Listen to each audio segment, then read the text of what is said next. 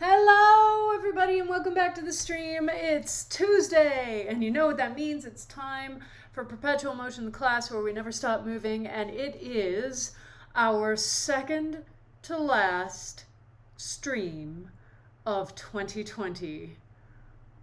Whoa. Holy crap! How is that possible? I don't know, but it's true. This is our second to last class of the year. We've got one more tomorrow, usual off day on Thursday, and then next time you see me back on this channel will be in 2021. And oh man, I'm ready. I'm ready, my friends. I'm ready to move into a new year.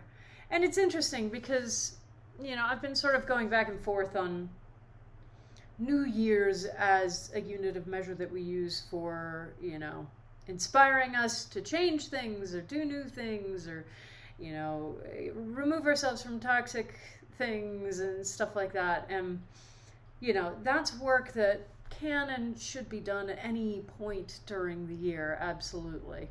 But there is a psychological aspect to just being like, I don't want to be in this year anymore. And that is definitely something that's hitting me more than I've ever, I think, felt before. Maybe 2016, I think, was a similar experience, but not at all to the same degree. Yeah, it didn't have the same impact. I mean, it had a huge impact, absolutely. And, obviously there were things that happened in November of that year that carried through to the end of the year, not very pleasantly. But this year has had so many amazing things, but so many things that were not amazing, and that will sadly color my perception of this year, I think, for the rest of my life. And so even though it's not like a huge change, even though it's not like there are going to be massive switches flipped on January 1st, 2021, I am just from an emotional perspective really looking forward to a little bit of a clean slate approach. And we'll see where it goes. We'll see where it takes me. And you know what? It's a totally valid way to use the beginning of the year, right? Yeah.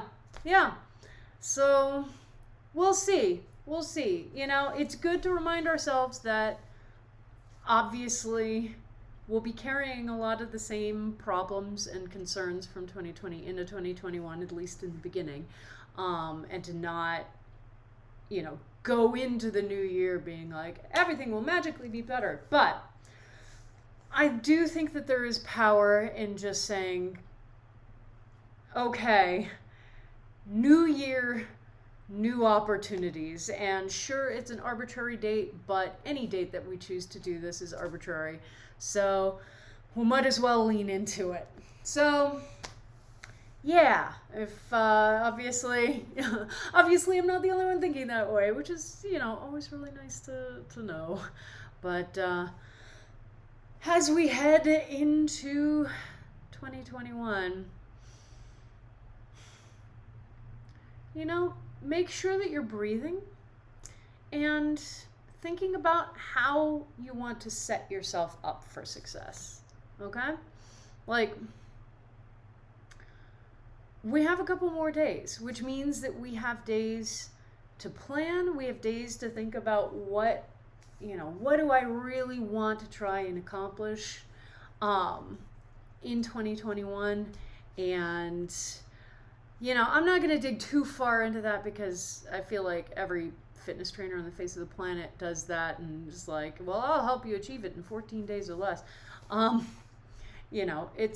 It's not that we're setting ourselves up to achieve all of our goals by the end of January, but setting ourselves up with an understanding of what we would like to achieve And then reminding ourselves that even if we don't get there in this year, it's okay, can be a powerful tool, but you got to do both parts. And we've talked about this week, in fact, where one of the things that really throws us off of being able to make shifts in our lives, build new habits and disciplines and stuff like that, is expecting ourselves to be able to just, again, flip a switch and suddenly be in this new place. And it's like, well, if you think that you're going to be able to do that almost every time, you will be disappointed, because it's not how human brains work, and that's not how building new process and building new, towards goals works. So you want to make sure to keep both of those things in mind. Keep in mind, these are the things that I want to do this year, and keep in mind, and it's okay if I don't do them, or if I shift the direction I'm going in, part way through the year. I certainly did that in 2020. If you had told me in January that this is where I would be by December, I would have been baffled. This is not what I expected to be focusing my life on, and I'm so excited that it is. But, finding that balance between planning and being able to keep an open mind for new opportunities is really important. So I'm trying to remind myself of that, particularly this week, and I'd like to remind you as well. But hey, our last perpetual motion class of 2020. Crazy. Oh my goodness. Well, friends, I'm excited for this one. I'm trying out a slightly different interval structure for a couple of our sets, which I'm pleased about. It's something that I remember happening in a class I took a while back and haven't tried to integrate in. So possible new stuff, always fun. Oh my goodness. And yeah, I'd say it's time for the pre-class checklist. Woo! So, everybody got your water? Hiya. Make sure you're hydrating. It's one thing. I have a lot of friends right now going through oh, great. That was great. Paul, hold please.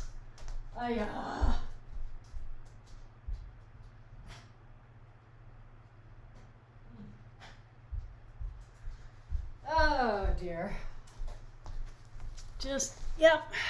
Thanks 2020. That's what we need. Just some final reminders of why you can go fuck yourself. Oh my goodness.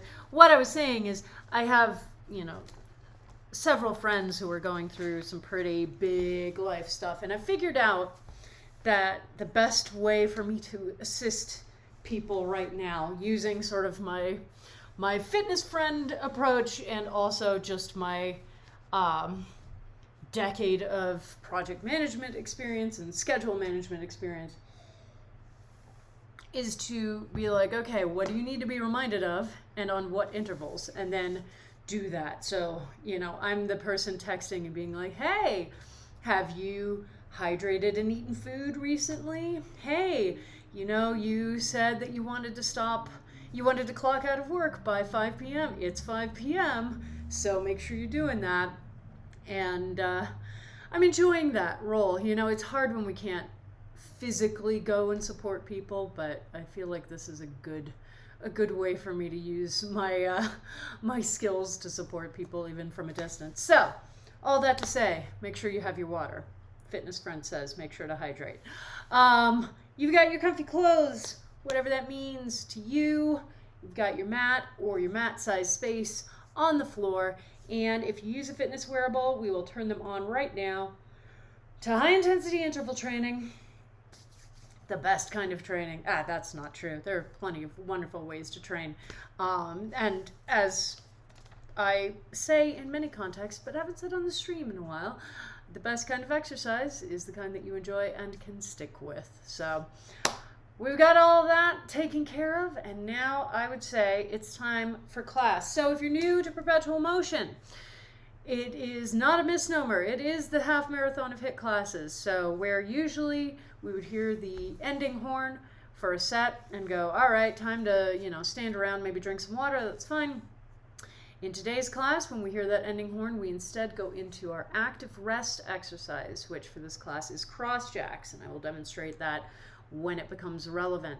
So from the moment that we start the warm-up to the moment that I call time on the last set, you do not stop moving throughout class, all right? So you have to be able to manage your energy appropriately so that you're able to make it all the way through class. You need to make sure that your water is within arm's reach of a standing position, because cross jacks are on your feet, and you do still need to make sure you're drinking water through class even though you're moving the whole time. So just keep that in mind. Make sure that your space is prepped. Make sure your water is within reach of a standing position so you can grab it. And if you need to yawn, definitely yawn. You know what? Real quick, just especially in the last days of the year, I feel like it's good for us to just center really quickly. So take a deep breath with me.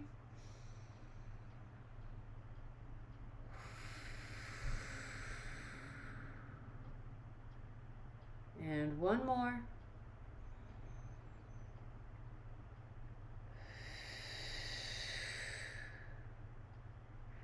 And let's get going. All right.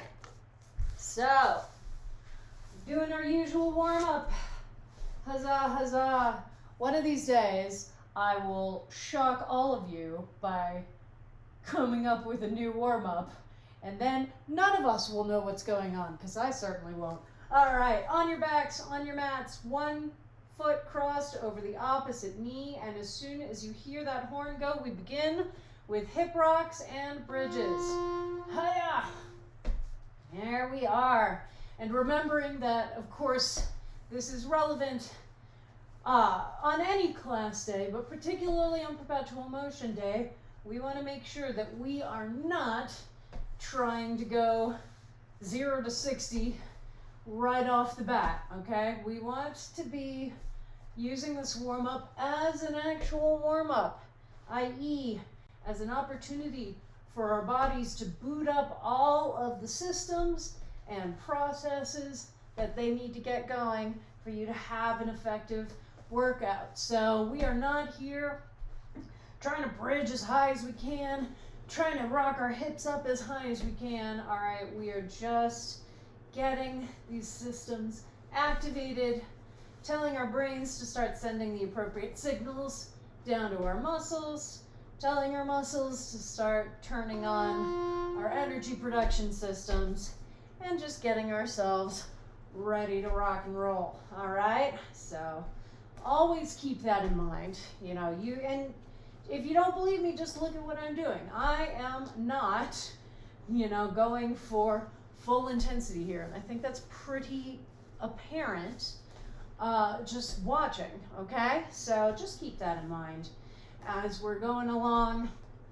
Remembering this particular exercise, we have an opportunity to start engaging our core as we do the hip lift, and to get a little bit of a hip stretch in as we pull this leg apparatus closer to our bodies.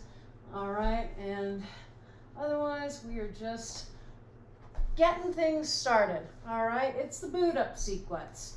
It takes a while. There are a number of keys that we have to turn before we're fully ready. All right, and now heading into our leg sequence, starting with Jane Fonda. Good old Jane. So here we are lying on our side in a straight line, okay? I don't want a V or a U shape or anything like that. You want to be in a nice straight line. And if you have trouble getting yourself into that position without assistance, use assistance, like, say, the long straight edge of your mat, okay? That is a great help if you're not used to being able to feel spatially that your body's in the correct position, okay?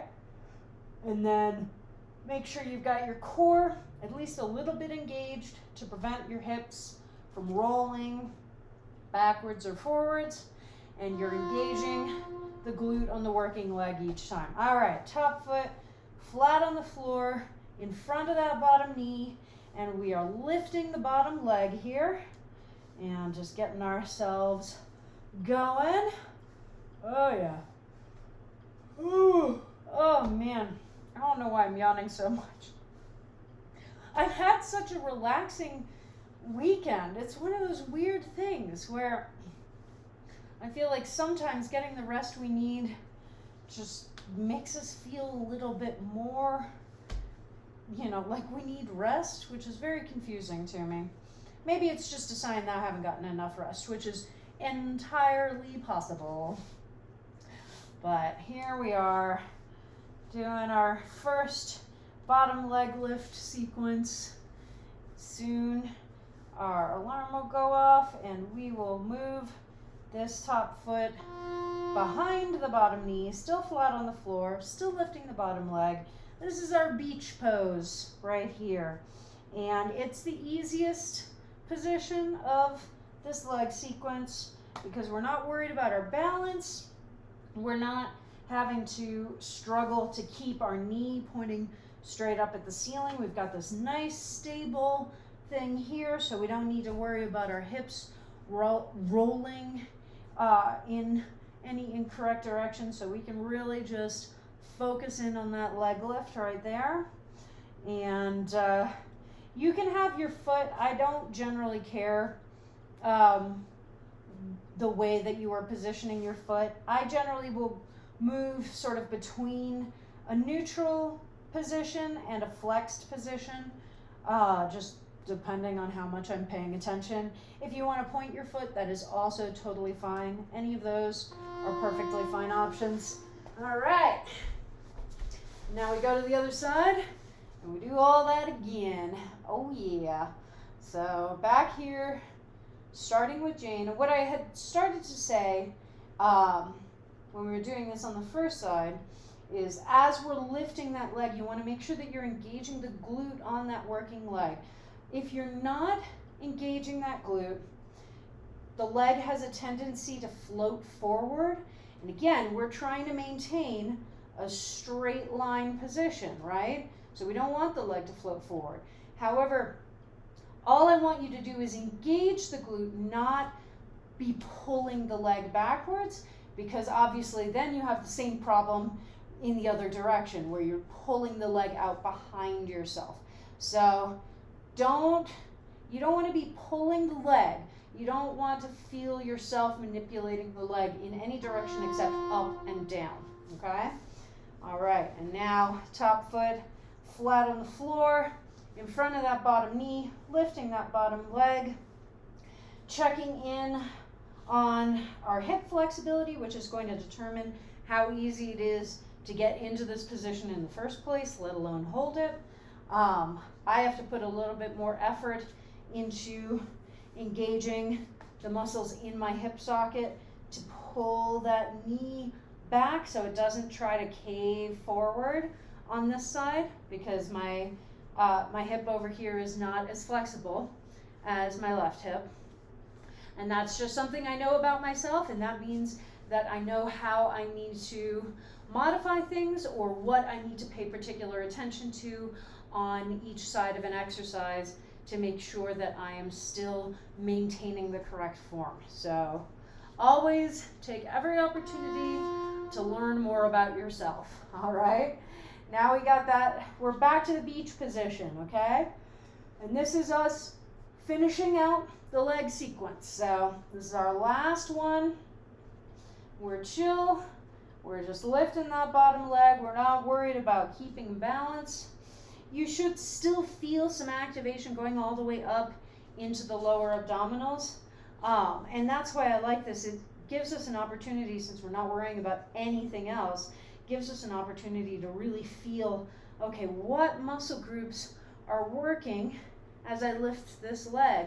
What's engaging? What's engaging that I wasn't expecting to be working for this, you know? We expect the muscles of our inner thighs to be like, oh yeah, I'm doing stuff. We don't necessarily expect to feel engagement all the way up here in the abdominals, all right? So, learning as much as we can. Always, always, always. All right. Oh, and now we move into opening up our backs and our hips, starting with scorpion twists, which is definitely one of my favorites. Oh, but today I'm like, woo, I need another chiropractor visit at some point, because this is definitely, I'm feeling a little bit of stiffness in my back today. But remember, we're keeping our elbows firmly planted on the ground. They do not lift up for any reason. So if you can't hit this position without your elbow coming up like that, then you don't have the flexibility to hit that position yet. And that's fine, all right? Again, we're learning about ourselves. We're learning about where we are, and then figuring out how to get to where we want to be. Hey, all right. Now we are up on our feet, holding our imaginary PVC pipe in our hands and doing nice big torso rotations.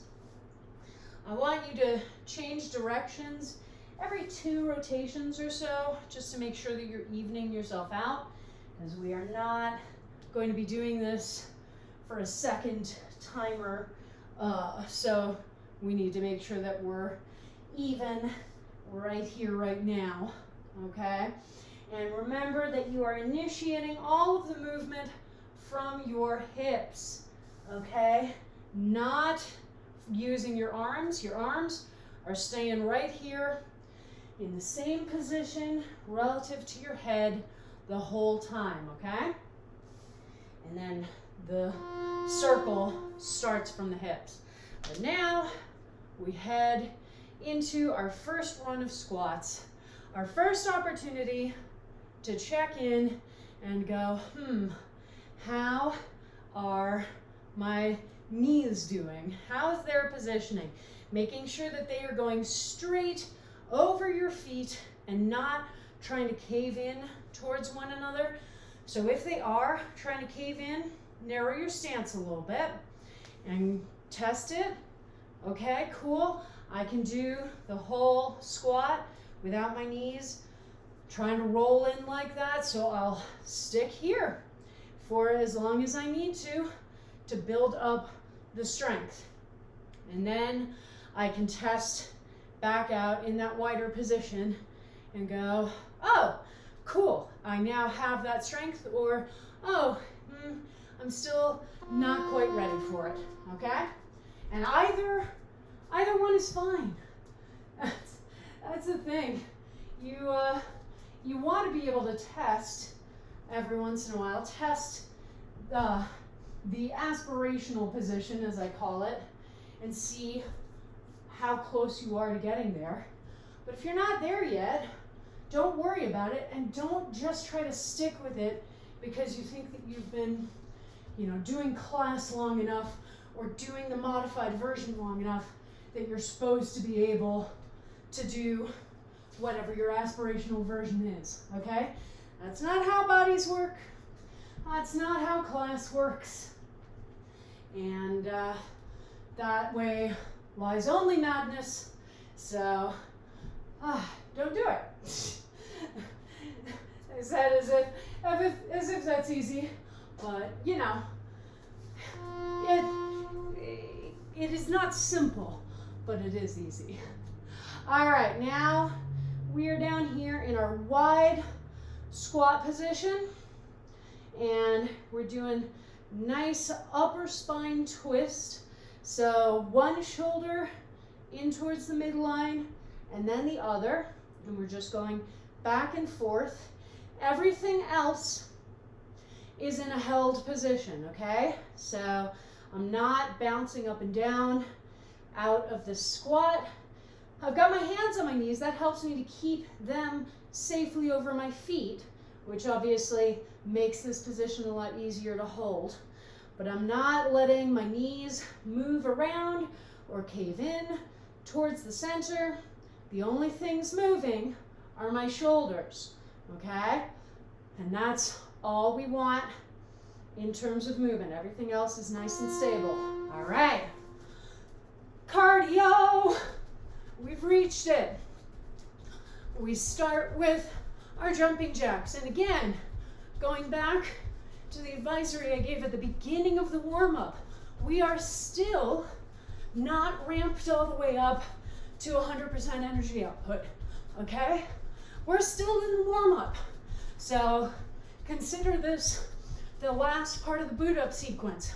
We're getting our cardiovascular system engaged, okay? So getting our heart rate going a little bit faster, our breath starting to come a little bit faster so that oxygen moves more quickly through the body, but we're not doing full intensity jumping jacks here. We are just doing bare minimum, enough to get those systems moving, all right? This is far more akin to what our active rest exercise will be. And now we come to our kick throughs.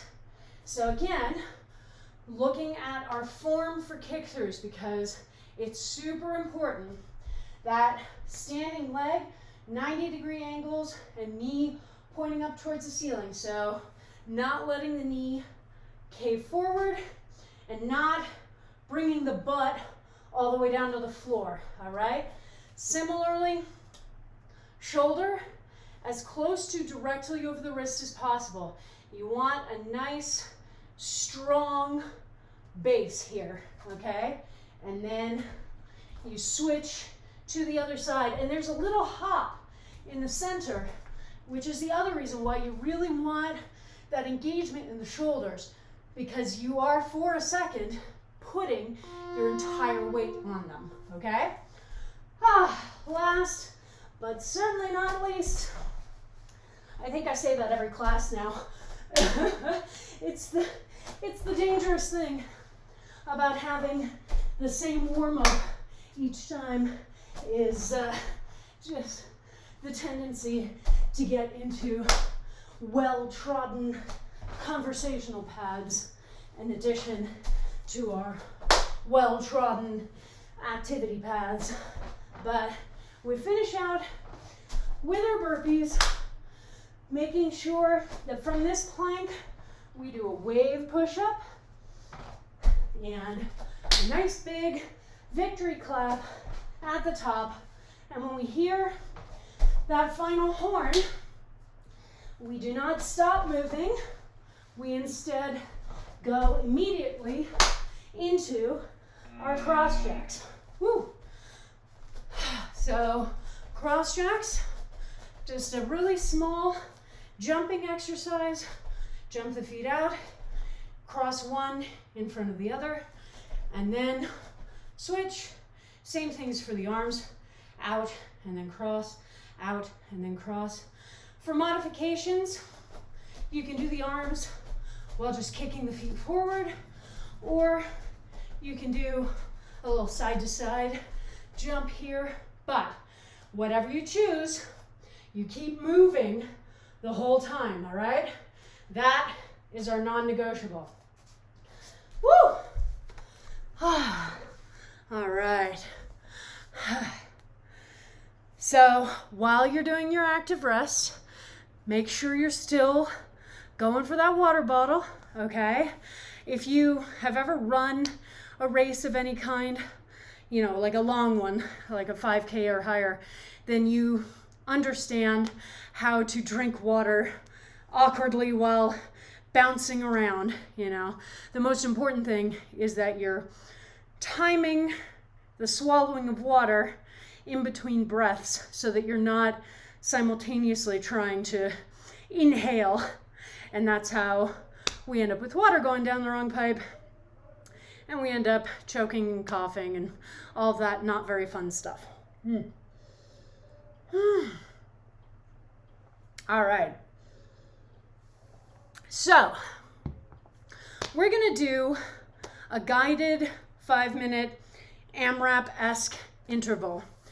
We've done something similar to this before, but this time what we're going to do is we have 2 exercises, and we will have what I'm calling a low version and a high version, okay?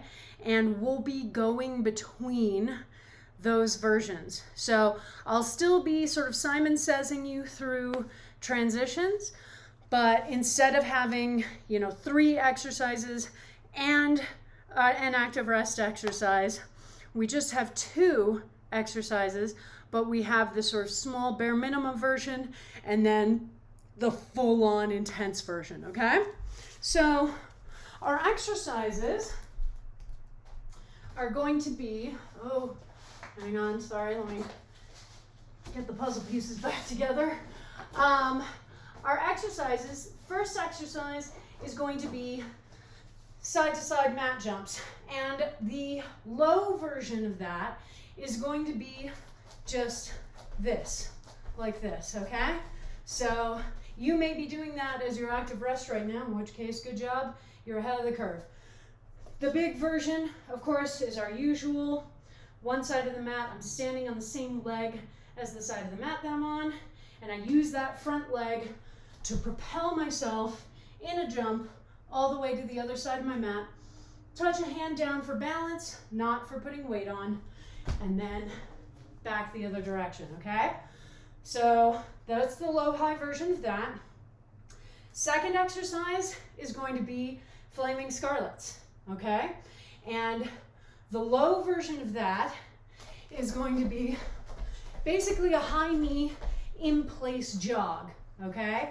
So not necessarily as high as we usually have to get them for our Flaming Scarlets, but and you can keep your arms down for the low version, just lifting the knees up. And then the high version, we've got our arms in a V for victory, and we're bringing those knees up above the crease in the hips each time, okay? So those are our 2 exercises, and I'm just gonna let you know when to go back and forth between them, all right? And I'll say low mat jumps or high Flaming Scarlets, and that'll be the parlance that I use, okay? So everybody's on your mat, and you're doing your cross jacks, because you don't stop doing those. You just move smoothly into the next thing. So start doing the low version of mat jumps. So here we are, low version of mat jumps. Again, this is designed to be more like active rest right here, okay? So you want to have that difference between the low and the high version in terms of how intense they feel, in terms of how much energy it feels like you're using. All right, now I want you to give me the low version of the Flaming Scarlets, okay? So again, you don't have to have your arms up, you don't have to lift your knees all the way up. I'm doing that trot that I usually tell you I don't want you to do for Flaming Scarlets, but for this particular version, it's okay. Enjoy it while you can, all right? Okay, and now I want the high version of Flaming Scarlets. So full on V for victory, knees coming up above the crease in the hips, okay? And just jumping back and forth, much closer to peak energy output. It's an intense one. This is going to be intense. And now I want the high version of mat jumps, okay? High version of mat jumps. So much bigger jumps. You're getting a lot more power in there, right? And remember, all of the power for the jump is coming from the front leg. So my other leg's crossed behind, but it doesn't really have weight on it. I'm not standing on it. I've got my weight on that front leg, and I'm using it to propel me forward. All right, the low version of Flaming Scarlets, please. Low Flaming Scarlets, okay? So back to our high knee runs like that, which is honestly an exercise in and of itself, and probably one that I will start putting a little bit more frequently into class, because it's nice to have different variations of the same exercise, so you can sort of feel the change as you move through different versions of intensity, right? All right, and now the high version of mat jumps, high mat jumps, okay? So we're back to those really big mat jumps. You want to be going as far as you can. If I was in a different space, I would be clearing the entire length of my mat with each jump. Because I'm in my living room, and I want to make sure to not knock into my bookcase, I can't go as far, and that's okay. It's just something I have to be aware of, all right? All right, high version of Flaming Scarlets, high version of Flaming Scarlets. So we are here, arms in that V, getting those knees way up there. Oh yeah, it's intense, but you got this. You have totally got this. You've been taking class with me since April, which is just crazy to think about, and you're doing a great job. All right, and now low version of mat jumps, low version of mat jumps. So, hey, back to that nice sort of active rest, okay? Remember, you are deliberately toning down the energy. You want to be able to bring your heart rate down a little bit while you're doing that. You want to be able to bring your rate of breathing down a little bit, okay? That's what you should always be focusing on, especially in this class. We don't ever stop moving, so you need to learn how to take advantage of the moments where you are expending less energy to try and bring all the systems back under control, okay? All right, and now high mat jumps, please. High mat jumps, okay? High mat jumps for me. Trying to make your way all the way across the mat. Remember, if you touch down a hand in front, it's, again, not to put weight on. It's just to stop your momentum, get a little balance in there, and then do the jump to the other side, okay? Just always keep that in mind. Alrighty, and now back to those low mat jumps for me. And now I just want you to give me high Flaming Scarlets. Finish out this timer with high Flaming Scarlets. All right, as much as you can do. You're so close to being done. And back to cross jacks. All right, so back to your active rest exercise, whatever version you're doing. And again, making sure that you're using the opportunity. Deepen your breath and bring your heart rate down. Whew. Ah, intense. Fun, but intense. Fun, she says, but you know, fun for me. All right, so next thing we're gonna do is a more traditional AMRAP timer, traditional for my class anyway. If you've taken CrossFit, you've heard the term AMRAP, as many reps as possible. The way I use it in my class is different. So when I tell you that we're gonna do an AMRAP interval, that means I'm giving you a 5-minute timer, and I'm gonna give you 3 exercises, and you will cycle through them, but you get to decide when you switch from exercise to exercise, okay? So all I am providing you with are the 3 exercises and the directive that you don't get to stop and rest, and that you have to do all 3 of them, okay? So your 3 exercises for this one, first is going to be chaturanga to downward dog. My usual caveat, I am not a yoga instructor, so this is my version based on yoga classes I've taken. Starting from a plank, shoulders directly over wrists. We're going to come down as if we're doing a push-up.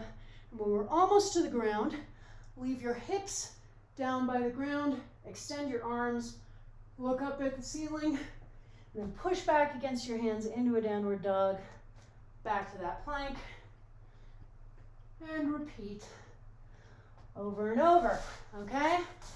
Second exercise is going to be bicycles. So this is one of our core exercises. I'm going to have one knee up towards the chest, the other leg extended but off the floor. And I'm going to engage my core so that it lifts my shoulders up off the ground.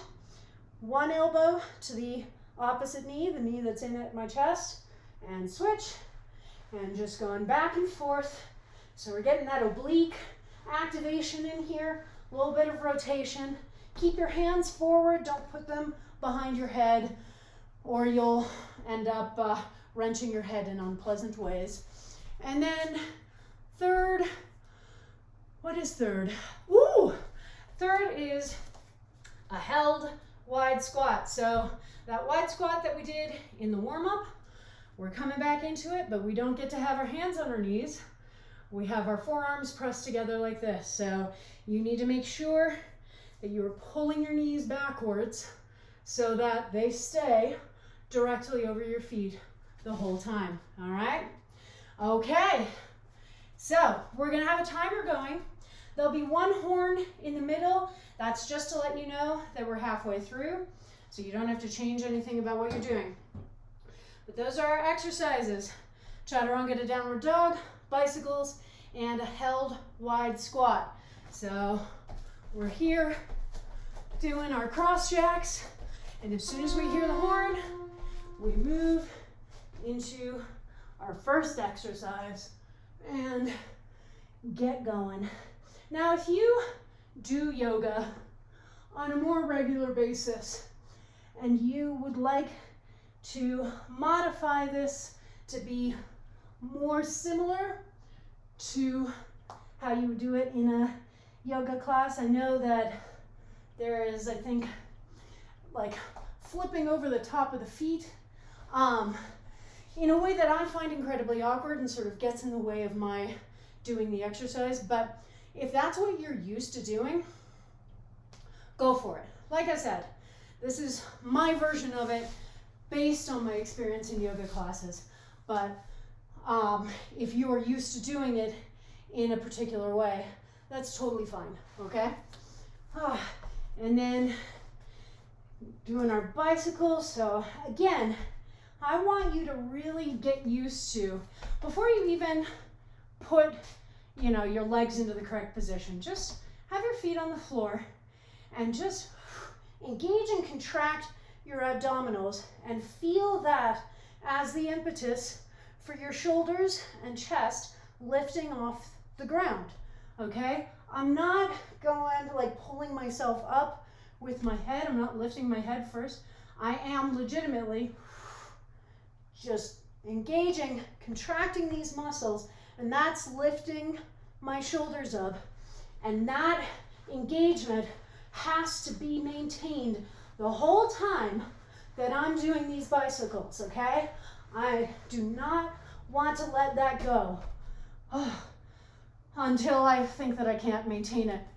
And then I move into the next exercise. But yeah, we talk about this a lot, and there's a reason.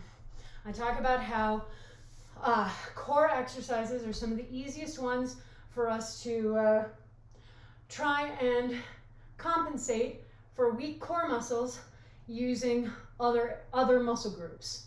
And it's something that's really easy to not notice, okay? I definitely, and I've always had a pretty strong core, but at some point hey, we're at the halfway point. At some point, I started relying on that and not paying as much attention to my actual form.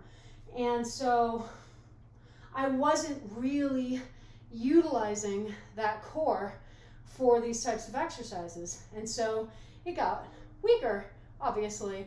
And this year I've really leaned into paying attention to, if I'm doing a core exercise, I'm making sure that the movement is truly being generated and powered by my abdominal muscles, and it's made a huge difference, especially as someone who has always considered himself to have very strong abdominal muscles. Just being able to notice the difference is really, really remarkable. So if you have been taking class with me for a while and you do these core exercises and generally go, oh wow, I don't really feel anything, which clearly means that I just have a super strong core and that's why I don't feel it. It's likely not that, okay? And I understand that reasoning because that was exactly my reasoning. But it is more likely to be that you are not actually engaging your abdominal muscles to keep yourself up here. So one of the reasons why I tell people not to put their hands behind their head or neck when they're doing exercises like this is because that's one of the ways that we compensate. We pull ourselves forward using our arms and our neck muscles. And yeah, if you've ever finished an ab exercise and gone, oh man, my neck's really sore or stiff, that's a pretty good sign that you were compensating with the wrong muscle group. So just keep that in mind as you get further along in your workout journey. All right, you're back in your cross jacks. Make sure that you're going to those water bottles, getting that drink of water. Important to hydrate, hydrate, hydrate. Woo!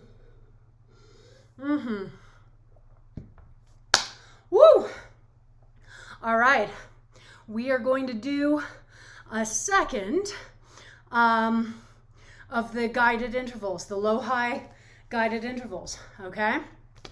So the good news is we've done this once before, so you already know what I'm going to ask of you, or most of what I'm going to ask of you, but we have 2 new exercises. So first one is squats / squat jumps. So the low version is just squatting down, and I'm not even doing a large squat, like maybe 45 degrees, down and up, down and up. The high version are squat jumps, okay? Up, up, okay? So that's squats / squat jumps. And the other one is jumping jacks. So for the low version, it's basically just exactly how we do them in the warm-up. So small jumps, elbows bent. The high version, much bigger jumps. You want to cover more distance because that adds to the intensity. You're moving your limbs farther through space. And depending on your shoulder health, straightening your arms and doing them like that. If you have shoulder issues like I do, you may still want to maintain a bend in the elbows, and that's fine. That is a perfectly acceptable modification to make. I usually do that because I don't want to exacerbate anything with my shoulder. So if you deal with similar things, do not feel the need to do straight arms for the high version. Just try and add speed and add distance that your feet travel, okay? I don't know, I was walking over there because I'm doing this off of this timer. All right, so you're on your mats, you're doing your cross jacks, and now I want you to do low jumping jacks, okay? So starting out with our nice chill warm-up jumping jacks, okay? The same thing that you do at the beginning of every class. Jumping jacks are an exercise that I rarely talk about form on because they are something, A, that basically everyone's done, and B, that you can't go too far wrong. So I'm not that concerned. All right, but now I want you to do high jumping jacks. High jumping jacks. So much bigger leg distance traveled, and straighten the arms if you feel comfortable doing so that your arms have to travel more distance. Check in on that core. Again, there are a few things that can't be improved by making sure your core is engaged. And even though this isn't really a core exercise, with our limbs all going out in different directions, having that stability to then pull everything back together is really useful, okay? All right, now low version of squat jumps, okay? So just squats. Low squats, I guess is how I'll say that. You're just doing squats. And we've got our feet about shoulder width apart, okay? And again, we're not doing super deep squats here.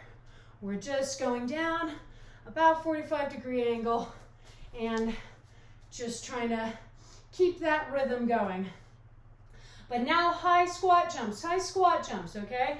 So now we make sure that each time we land, we are landing and going into that squat and then jumping immediately back up, all right? Remember, exhale on the effort is what we've been saying. Again, thank you, Steve, for that, that turn of phrase. So the effort is when I am trying to power myself up from a squat position to a jump. So a nice big exhale helps to increase that power. All right, back down to the low squats. Low squats, please, low squats. All right, so we were just doing squat jumps. We're not done with squats yet, but we are at least doing the gentler, kinder version of them. Okay? And now, give me the high version of jumping jacks, okay?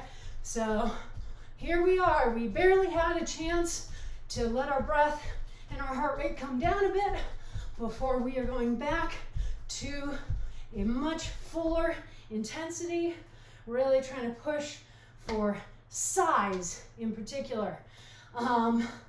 And now low jumping jacks. So back to our nice, chill, warm-up version of jumping jacks, all right? And check in. Can you feel yourself reducing the rate of your breathing, letting your heart rate slow down a little bit, okay? And if you don't feel that yet, know that that is something that we're working towards. It's one of the big reasons that we do this type of interval training, okay? It's designed to really pump up your heart rate 1 second and then give you that rest where you really have to learn how to take advantage of the rest the next second. All right, back to our big jumping jacks, high jumping jacks, okay? So there we are. We were doing our low version, just sort of chilling, but now we are going for full on intensity, full distance with our arms. And now back to low squats, please. Low squats. Here we are. So we are just trying to get that nice little squat in, not a huge squat, but here comes squat jumps. Okay, squat jumps for me now. So now we've got the jump included, and make sure every time you land, you still need your knees to be in that safe position directly over your feet, okay? So check that every time you land. All right, and back to the high jumping jacks. High jumping jacks. We're gonna finish out here, okay? So I want you to be doing the biggest version of jumping jacks, as much speed as you can, as much power as you can. Really working on keeping that rhythm going, okay? We don't want to slow down until we get to go back to our cross jacks right now. All right, cross jacks or whatever modification. And now we are actively resting again and making sure to grab our water. All right. Woohoo! Oh yeah. Feeling good. I like it. I like this. It's a little fun to do these sort of Simon Says type things, you know. I feel like a lot of childhood games were really just excuses to sneak exercise into our diets in a way that we didn't necessarily immediately identify.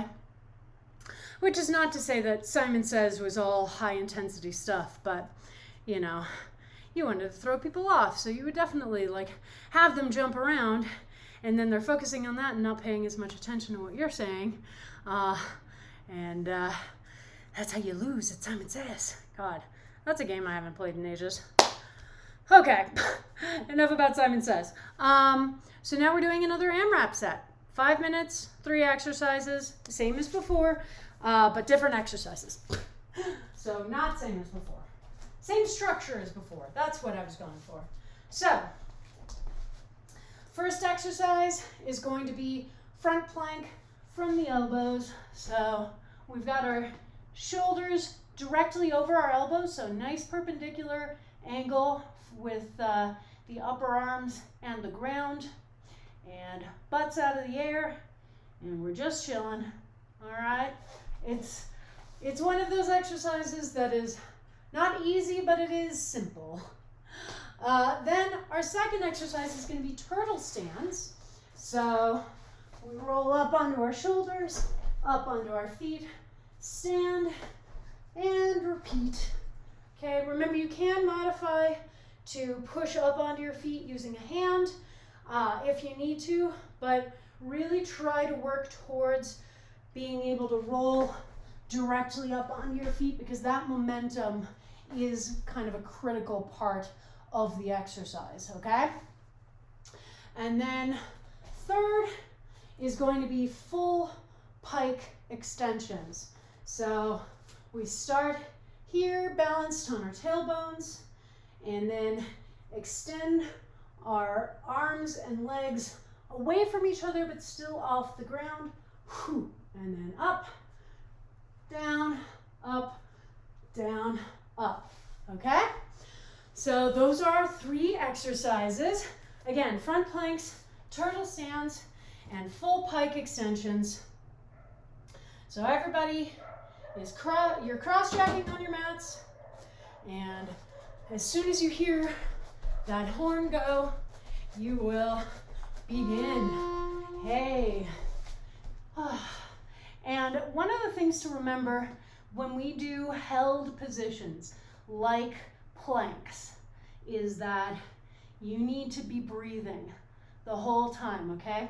It's really tempting to be like, well, I'm trying to hold myself in this position, and breathing obviously involves movement, so I'm just going to hold my breath. But your muscles are still working hard, even though they're not actively contracting or lengthening. They're still working, and they need that exercise or that oxygen to fuel their energy production systems. So you need to make sure that you figure out how to hold a position while still breathing, because that breath is super important. All right? Things to keep in mind.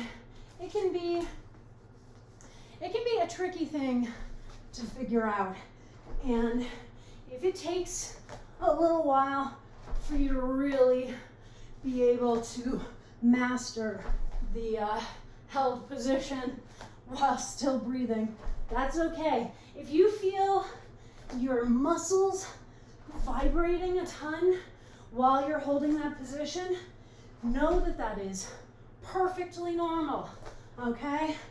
That is absolutely very, very normal. So don't worry that it's a sign. It's just a sign that you are working really hard and your muscles may not have the degree of stamina that you want to get to yet. But that's fine. Look, I flatter myself, I have a lot of strength and stamina at this point, and I still feel my muscles start to vibrate if I stay in a plank position for long enough, or Or wall sits. Ooh, wall sits are brutal for me still. And it's like, it's not that I'm not putting the work in, my friends, but when you're putting the work in, these are the things that we deal with. And that's okay. It means that you're working hard. It means that you are trying. And that's really important. All right, halfway through these 5 minutes. Awesome, awesome. Oh man. So the nice thing about AMRAP sets is that you get more control over what you're doing and when you're doing it, okay? But you do still have to do all of the exercises. And my recommendation is that you do, for anything that has reps, do at least 5 reps. For anything that you're holding, try and hold for at least 5 seconds. We all have exercises that we enjoy and exercises that we don't like very much. That's perfectly normal, but even the exercises that we don't like very much have value. And a lot of times, if you don't like an exercise, it is more likely to be a signal that there is a muscle group or an area of your body that is worked heavily by that exercise that you need some help strengthening. So I used to really dislike mountain climbers. I just never felt like I could do them. I felt like I was always falling out of them really quickly. It was incredibly frustrating. But it was because I didn't have the shoulder strength and stamina that I needed to be able to do that exercise well.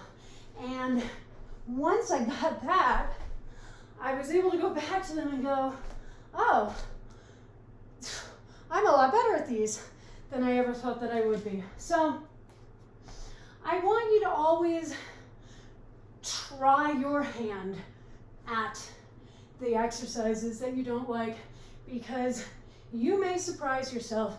You may have been doing this work for long enough that you go and do those 5 reps and then go, whoa, I think I can keep going. Or you do them and you're like, I'm still not crazy about this. And that's good information too. All right, we're back in our cross jacks, yeah?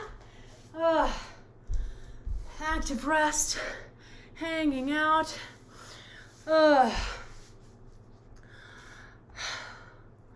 Hey, Kate Rogan 44, that comment is right on the line. We are not here to objectify anybody. We are here for class, okay? If you have questions about form or the exercises that we're doing, cool. If you continue down that road, you will be blocked and banned.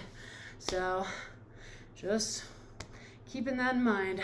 All right, so we've got one more really intensive work interval, and then we're going to finish out with calf awareness. So we'll have to keep doing our active rest exercise, but calf awareness, you know, is a nice cool down. So not to worry, my friends. All right. So I almost spilled the water again. Oh my God. It's one of those nights. So for our last set, we are going to do a perpetual motion set, 1 minute work intervals. Ooh, going to be intense, okay? And the exercises, there's just going to be 2 of them. So we're just going back and forth between the 2 exercises. First one is going to be slow leg lowers. Okay, so speaking of strengthening our cores, we're lying flat on our backs, legs up towards the ceiling, introducing a nice little tilt into the pelvis so that the lower back is flattened against the floor, okay? And you want to test that with your fingertips. Just make sure that you cannot get under there.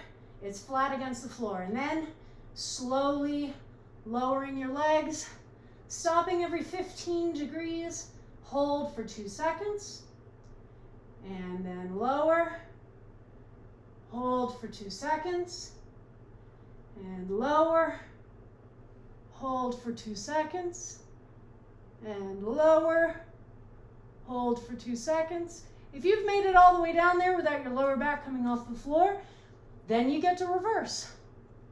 But if at any time your lower back comes off the ground, reset and restart, okay? And then our second exercise is just going to be push-ups. So, as you know, you can do whatever version of push-ups you want. You can do the traditional plank. You can do a plank wave combo. You can do a full wave. You can do push-ups from the knees. If you need to have a little bit of an easier time, you can do incline push-ups against the wall or off a piece of furniture. Any of that's fine. The two things I want you to keep track of: shoulders directly over the wrists the whole time, and keeping those elbows right in by your sides, not letting them fan out, okay? All right, my friends, here we go. So, perpetual motion timer, which means every time you hear a horn, you move to the next exercise. Let me find the timer. There it is. So, we've got our slow leg lowers and push-ups. So as soon as you hear that horn, down and begin, okay? And again, the bare minimum, we've talked about this, starting on time, stopping on time, and doing the exercise correctly. For perpetual motion, starting on time is a little bit more complex than it is for a Tabata. For a Tabata, you're coming off of a rest and you get that nice warning sound to be like, okay, cool, I have 5 seconds to get in position to begin. With a perpetual motion set, we are going until we hear the horn, and then we move immediately into the next exercise, okay? So starting on time means minimizing the amount of time that it takes you to get from one exercise to the next, okay? And that is a different skill than starting on time with a Tabata or from a stopped position. So I want you to make sure that you are paying attention to where you are at any point during whatever exercise you're doing, and that you are considering what you will need to do to move from this exercise into the next exercise, okay? And these are pretty simple. There's not a huge range of positions that you're in, but if we were doing something that, like a turtle stand, where you could be rolled back on your shoulders, or you could be standing all the way up on your feet, you need to have that understanding, okay, if I'm at this point in the exercise, when I hear the timer, how do I get to the next exercise? If I'm at this point when I hear the timer, how do I get to the next exercise? So it becomes a little bit more of a puzzle, and one where you have to be ready for anything, okay? You have to be ready to be able to get into a push-up position from standing, or to get into a push-up position when you're already in that plank, okay? Those are two very different experiences. But we don't have to worry about that too much with this, because both the push-ups and the slow leg lowers stay in pretty similar spatial areas the whole time. So you're never going to be so differently positioned that it's going to impact how you get into the next exercise, right? Oh my goodness.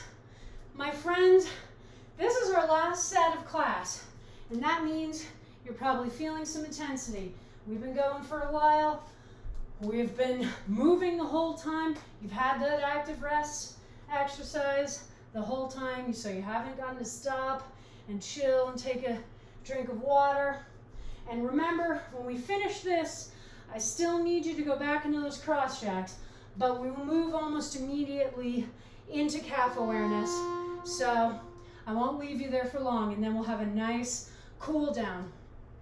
But this finishing set here is really focused on stamina, all right? So we're using our last pockets of energy to go, all right, I want to make sure that I keep moving for the entirety of these sets.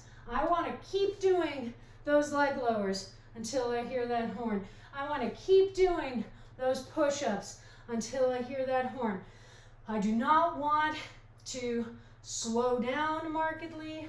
I don't want to be, doing a slower transition from exercise to exercise, being like, oh, well, I'm moving, I'm totally transitioning. Remember, starting on time means minimizing the amount of time it takes you to transition from one exercise to the other. So make sure that you're still breathing, okay?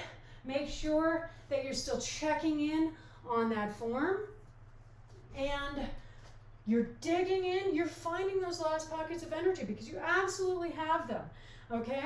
Our brains tend to give up before our bodies need to. And it's a defense mechanism. Our brains are trying to protect us. They're like, well, I want to make sure that you have the energy to run away from a saber-toothed tiger if you need to, and you appear to be just blasting through our energy reserves here, which is just real weird. So I'm going to try and convince you to give up. And that's the moment where we say, thank you, brain. I appreciate that you're looking out for me, but also I'm in my living room. There are no saber-toothed tigers here, and we absolutely have a little bit of additional energy to get ourselves through to the end of this set, okay? So if you're there, we all recognize that point, right? Where we are wrestling with our brains, where we know on some level that we absolutely have the strength, have the stamina, have the energy to keep going, and we also know that our brain is doing a damn good job of trying to convince us otherwise. So I really want you to not fight, because creating an adversarial relationship with your brain is not going to help. Your brain is just trying to help, and we want to honor that. We want to appreciate that, to say, brain, thank you, truly, but take a look around, okay? We are safely in our home. We are not being threatened by any predators of any kind, and in fact, what we're doing here in class is helping us to be better prepared for that mythological saber-toothed tiger attack. So I appreciate that you are looking out for me, brain, and I want you in turn to appreciate that I know what I'm doing and that I can absolutely get up and do some more cross jacks, and then finish out with some calf awareness. All right, so you are cross jacking still. You are not stopping moving, but don't worry. As soon as you hear that horn, we will be just balancing on one foot. All right, so from here to here. And we're just balancing flat on one foot. Woo! Lost my balance there for a bit. All right, so welcome to calf awareness, if this is your first class. So this is a balance sequence, a nice cooling down sequence for the end of class. So we are just trying to balance here on one foot. That foot is flat on the ground, and you want to make sure that you are managing any micro adjustments that you need to make to maintain that balance using only the ankle and the foot, okay?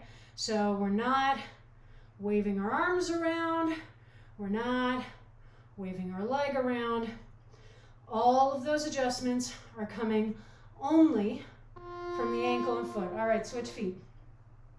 And how we do that is by making sure that we've engaged all of the appropriate stabilizing muscle groups. So we start with our core, which brings our torso under control, okay?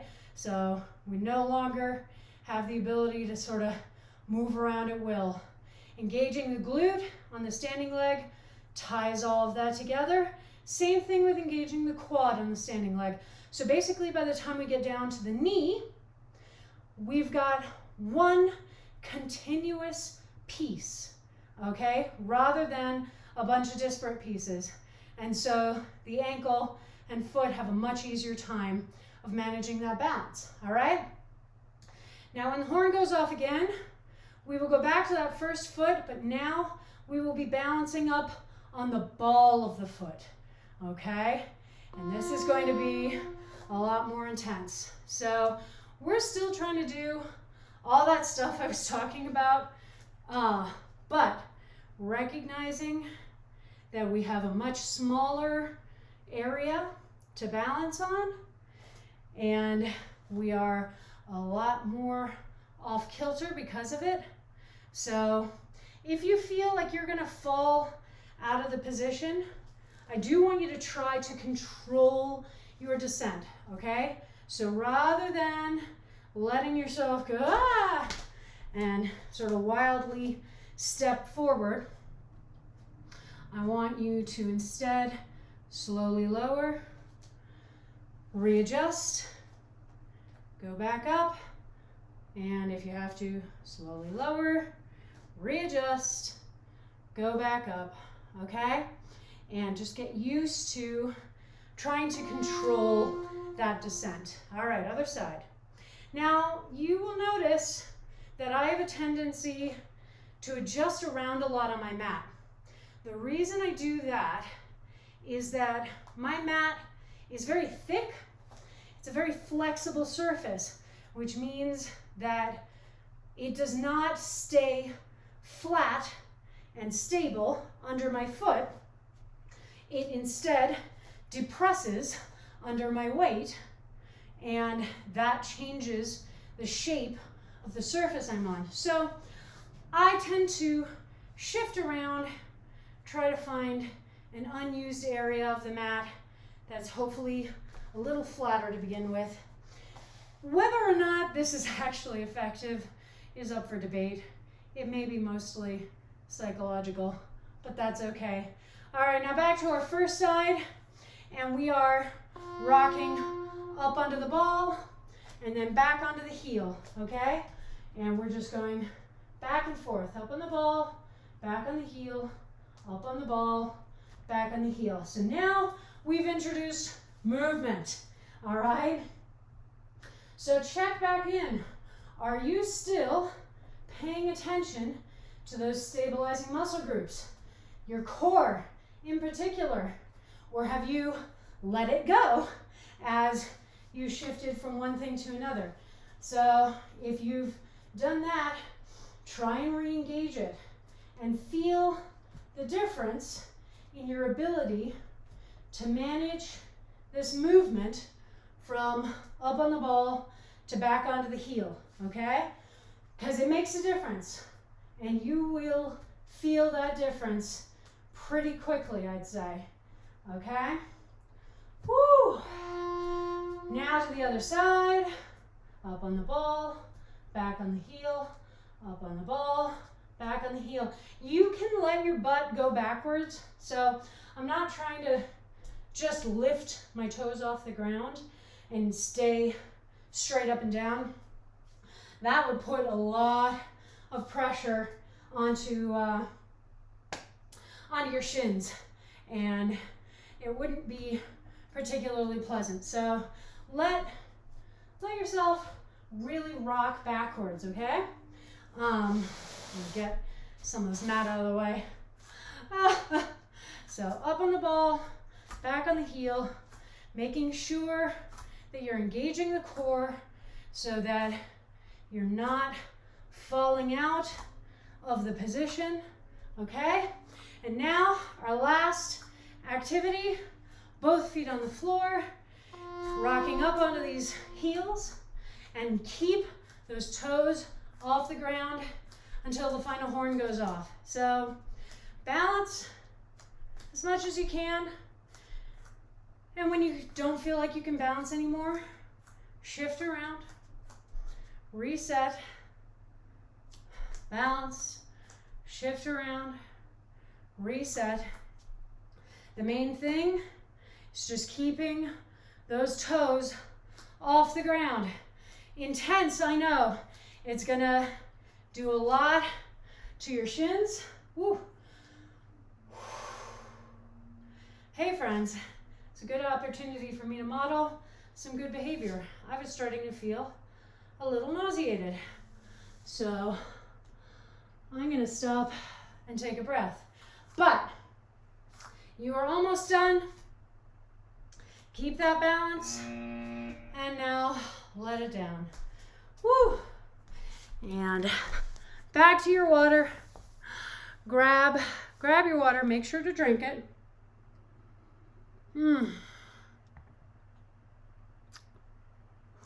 Ooh. It's been a while since I've felt that way. Wow.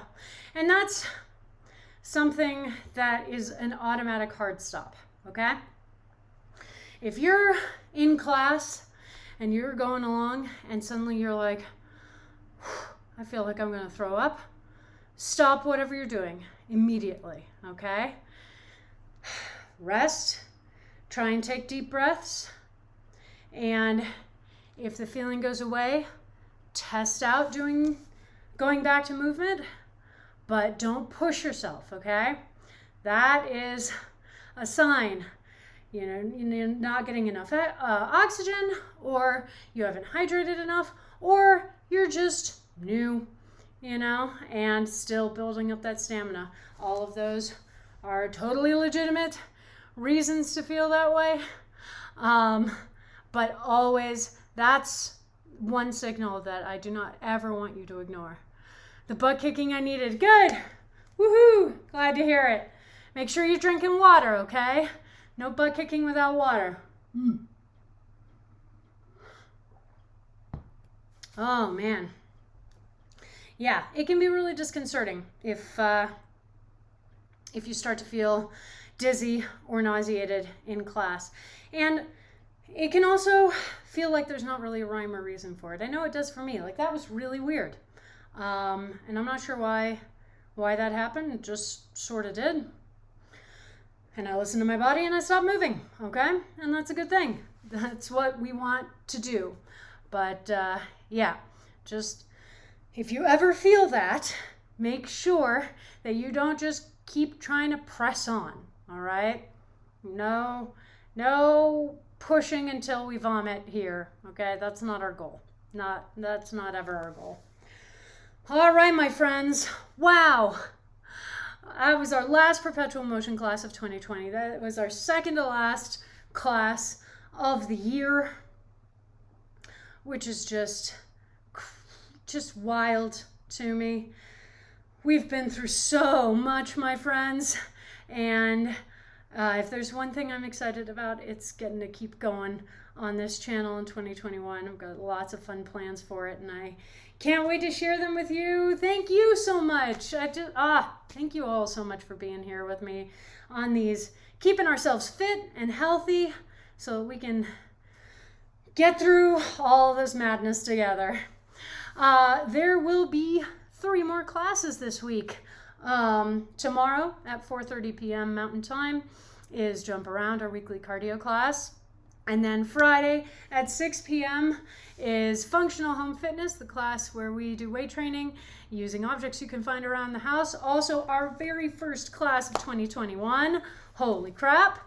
And then Saturday at 9 a.m. we'll have our second class of 2021 with the weekend kickoff, which is our awesome strength and stamina focused bodyweight class. So definitely come join for any or all of those classes. They're all super fun times and very different personalitied classes. You can follow me on Facebook, Twitter, and Instagram.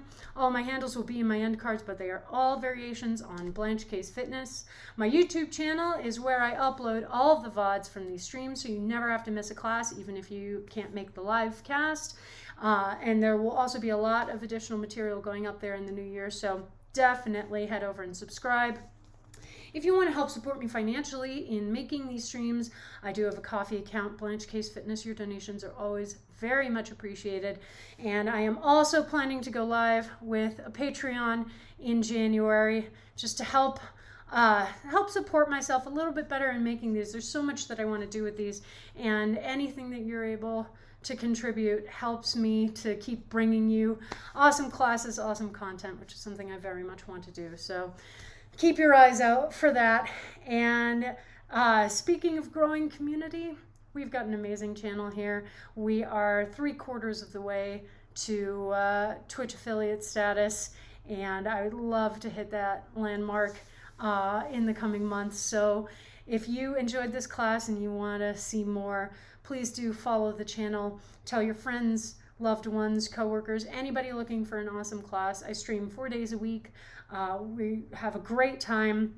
We keep each other sane and fit, and there's a lot of body positivity here. I think it's a pretty cool portion of the internet, and I hope that you do too. So I hope you come back.